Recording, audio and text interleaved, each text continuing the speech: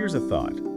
Can you be a good citizen? Loyal, obedient to the state, but at the same time, be a morally bad person?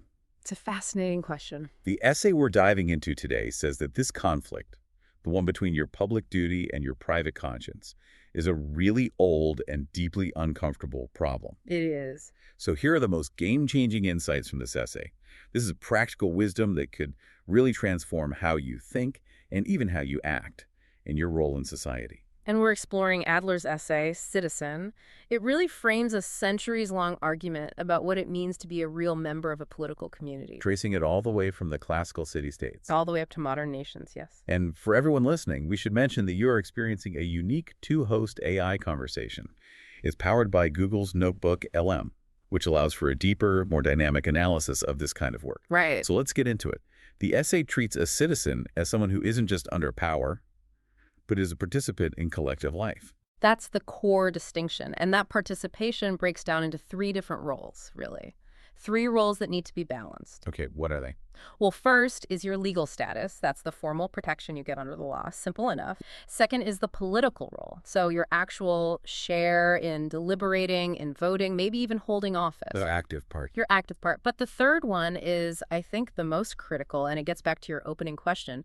It's the ethical vocation. Ethical vocation. What does that mean exactly? It's about cultivating a genuine concern for the common good, not just for yourself. I see. So the legal and political roles are sort of what the state provides for you or lets you do. Yes. But the ethical part is about what you give back, what you do for everyone else. Precisely.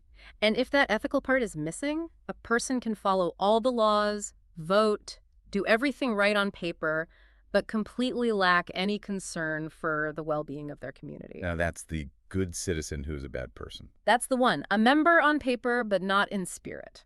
Okay, so let's look back. Where did this all start? This is where it gets really interesting for me. Ancient Greece. What was it about the Greek polis definition that was so different?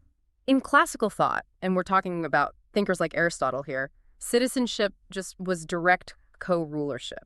It was active governance. Co-rulership. A citizen was someone who both rules and is then ruled in turn among a community of equals. They had to perform their political power. They couldn't just hand it off. That's a huge difference from just being a subject, someone who just follows orders passively. A massive difference. But that also sounds exhausting and maybe impossible in a huge modern country. And that's the tension. That's exactly why the definition had to change so dramatically as we entered the early modern era. Okay, quick pause before we get into that big shift. Remember to check out Mindful Moments. That's our YouTube channel. It offers AI analysis, summaries, and critiques of works just like this one, all meant to inspire reflection and rational thought. So that ancient foundation, it really gets turned on its head with the rise of nation-states. And with social contract thinkers like, say, Hobbes and Locke. Right, the focus shifts. It shifts away from civic participation and toward individual natural rights. Which means the citizen isn't defined by the act of ruling anymore, Yeah. but by their power to authorize a government in the first place. Exactly.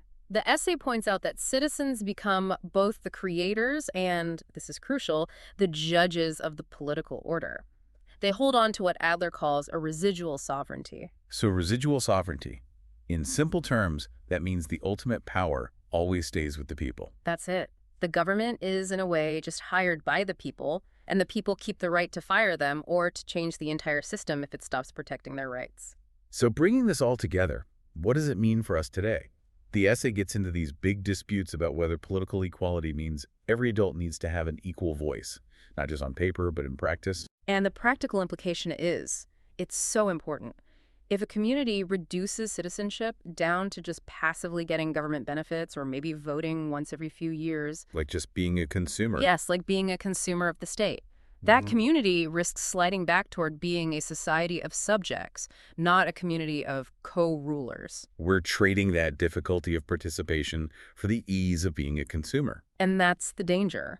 Expanding the chances for informed, active involvement is the only way to maintain that co-authorship of our political life. Grappling with this essay really clarifies the difference between loyalty to a specific government, which can be temporary, and a much deeper loyalty to justice and equality. which has to be enduring. Click the link for the in-depth book Essential Ideas. Subscribe, share, purchase via the link, and think rationally. See the many genre-based book podcasts at Mindful Moments. Nourish your mind on the go.